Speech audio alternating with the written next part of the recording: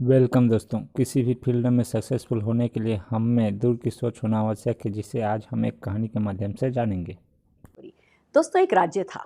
उसमें एक राजा था, बहुत अच्छा राजा था, बहुत अच्छा ध्यान रखता था अपने नेटवर्क, अपने समाज का, अपने राज्य का, और बहुत बहुत तरक्की कर रहा था उसका राज्य। पर एक कमी थी, उसका कोई बच्चा नहीं था।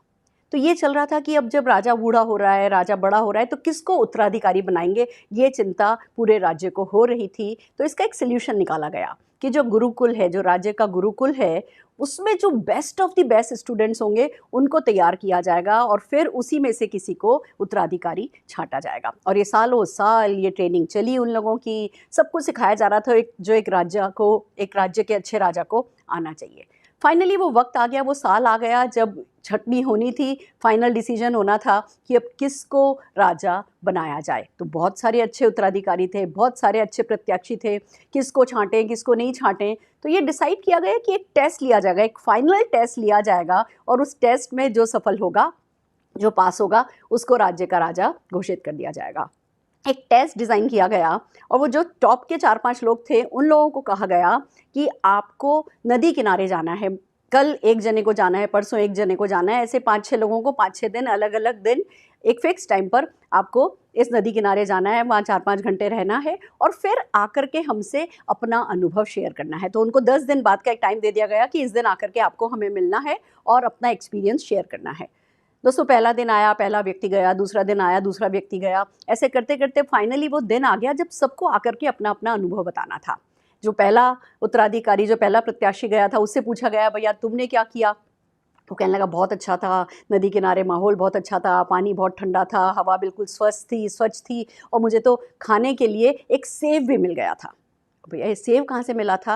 वो सेब ऐसे मिला था कि जब जो टेस्ट लिया गया था उसका स्ट्रक्चर ऐसा बनाया गया था कि उस नदी में ऊपर की तरफ एक सेबों का बगान था और उस बगान के मालिक को कहा गया था कि इस फिक्स टाइम पर तुम बहुत सारे सेब नदी में बहा देना। बड़ी तेज बहाव वाली नदी थी, उसमें बहाने के लिए कहा गया था। तो वो बहुत सारे सेब बहते हुए आए थे, उसमें से इस व्यक्ति ने एक सेब उठा लिया था।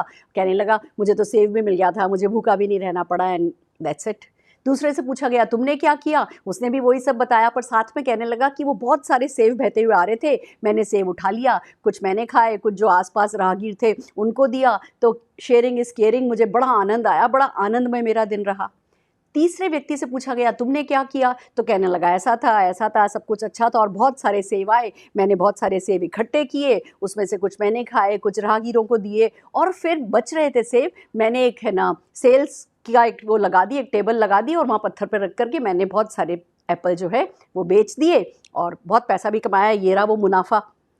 अगले व्यक्ति से पूछा गया, तुमने क्या किया? उसने भी यही बताया, ऐसा था, इतना अच्छा था, इतना अच्छा था, बहुत सारे सेब भी आए थे और मैंने वो सेब लिए, सेब खाए, सेब बांटे, सेब बेचे, और क्योंकि मेरे पास अभी 10 दिन का टाइम था, मैंने जाकर के एक बगान में, एक ज़मीन में, जो खाली ज़मीन पड़ी थी, उस पे हल चलाया और वो सेबों में से बीज निकाल करके मैंने सेब का बगान बो दिया है। दोस्तों, ये जो चौथा व्यक्ति था वो सेलेक्ट किया गया, जो आखिरी व्यक्ति था वो सेलेक्ट किया गया राजा बनने के लिए। क्यों? क्योंकि जो पहला व्यक्ति था उसने सिर्फ उस एक दिन के, उस एक क्षण के बारे में कि आज तो मैं भूखा नहीं हूँ, सिर्फ उसके बारे में, खुद के बारे में सोचा था। जो दूसरा व्यक्ति था उसने खुद के बारे में भी सोचा था, दूसरों के भी बारे में सोचा था, पर क्षणिक सोचा था, एक दिन एक वक्त का, बस कैसे लोगों का पेट भरा जा सके उसके बारे में सोचा था। तीसरे व्यक्ति ने खुद का भी सोचा था, लोगों का भी सोचा था और साथ ही साथ कुछ पैसे भी कमाए थे, यानी वो राज्य को फाइनेंशियली सिक्योर कर सकता था, पैसा, वो बिजनेसमैन माइंड उसमें था। पर जो चौथा व्यक्ति था उसने खुद का भी सोचा, दूसरों का भी सोचा, उसने पैसा भी कमाया और साथ ही साथ वो विजनरी था, दूरदृष्टि था। उसको पता था कि एक एप्पल में कितने बीज होते हैं वो हम गिन सकते हैं, पर एक एप्पल में से कितने एप्पल निकल सकते हैं और उन एप्पल्स में से कितने सारे बीज निकल सकते हैं ये हम गिन जरूर नहीं सकते, पर अगर सेबों का बगान लगा दिया जाए तो हमेशा हमेशा हमेशा के लिए लोगों का पेट भरा जा सकता है। दोस्तों, वो दूरदृष्टि था, वो लंबी सोच रखता था और इसीलिए उसे उस राज्य का राजा घोषित किया गया। यही होता है नेटवर्क मार्केटिंग में। नेटवर्क मार्केटिंग में जैसे आदम और हव्वा को कहते हैं ना, एक सेब मिली थी, उन दोनों ने मिल बांट के वो सेब खाया था और फिर इस सृष्टि का निर्माण हुआ। ऐसे ही हर नेटवर्कर को जो इस बिजनेस में आता है ना, वो कोई ना कोई वो एक सेव देता है, वो नेटवर्क मार्केटिंग की सेव देता है, जो जिसमें बीज कितने हैं वो दिख रहे होते हैं, पर उन बीजों में से कितने एप्पल निकलेंगे और उन सेवों में से उन कितने और बीज पनपेंगे वो दिख नहीं रहा होता है। पर जो दूरदृष्टि रखता है, जो दूर की सोचता है और दूर की सोच करके इस सेब को खाता है और इस बगान को बोता है, इस बीज को बोता है, जो उस बीज की, जो नेटवर्क मार्केटिंग का बीज आज आपके दिमाग में पनप रहा है, जो इस बीज को सींचता है, उसी के लिए लगता है सफलता का बगान, और वो हमेशा हमेशा सफल होता चला जाता है।